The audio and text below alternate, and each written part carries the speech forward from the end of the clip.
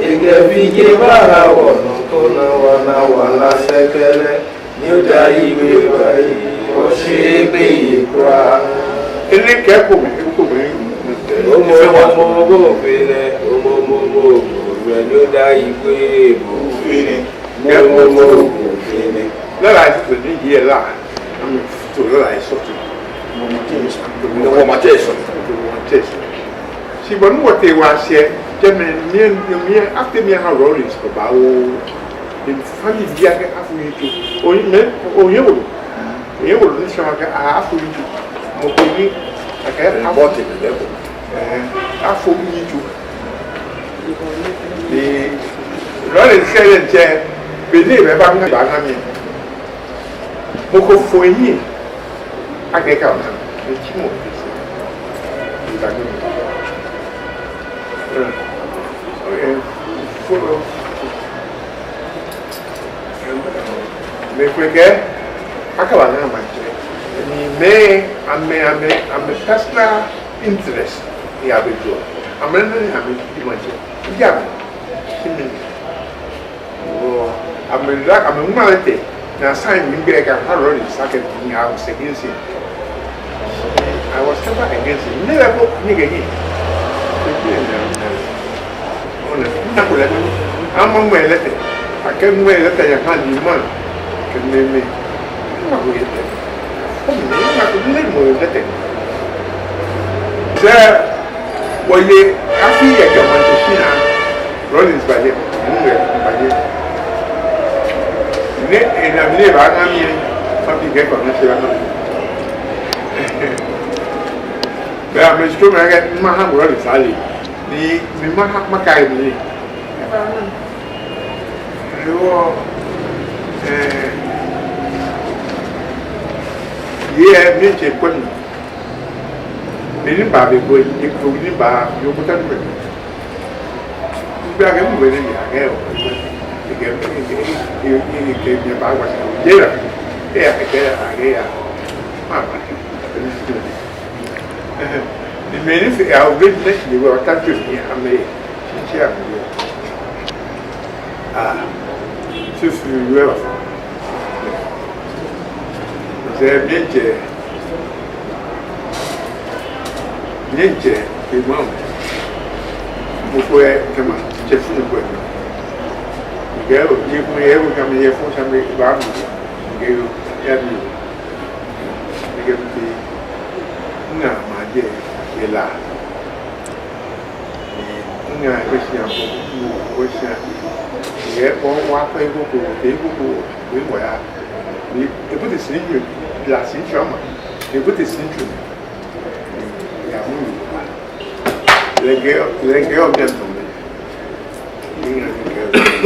money a bit as give you one in oh you know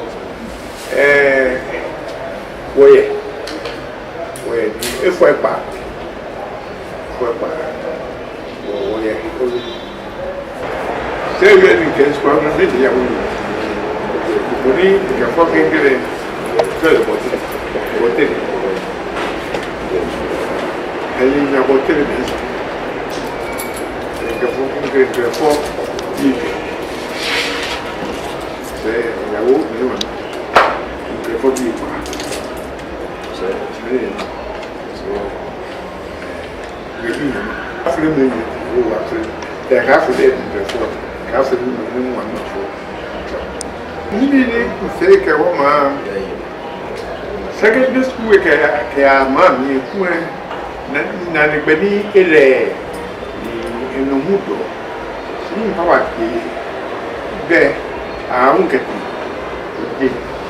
de fine pa no sei no secondary school ni wa fe no secondary school da que minha school ni amu manche singa ma que ma que na acaba o mi foi a sua nama o nia me ga per que também a filha dele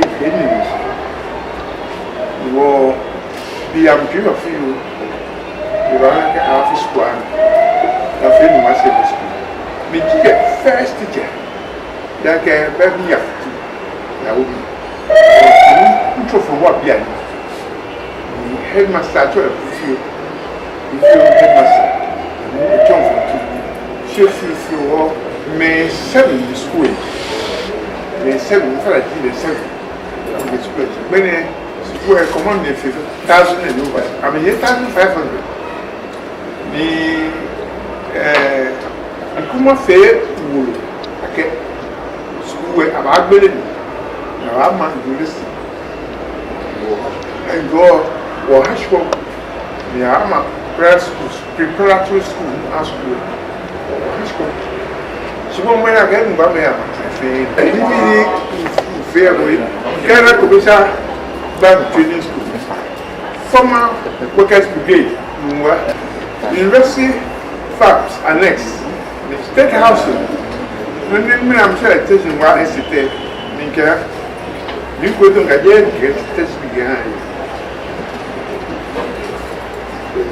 In one market, you may I feel Minka. I'm going to read Maritime Academy, Minka, MDPI, Minka, and what is secondary school, Minka. Yaka Moy, oh, cannot free. One being true, Kameni, Yasu, I've been a woman, you get a Adochi. I'm from Bill. The many can graduate, teach Aladineko, Capotedo. Your menu. I'm Capotedo. Can I mean, and I can work better. I'm many not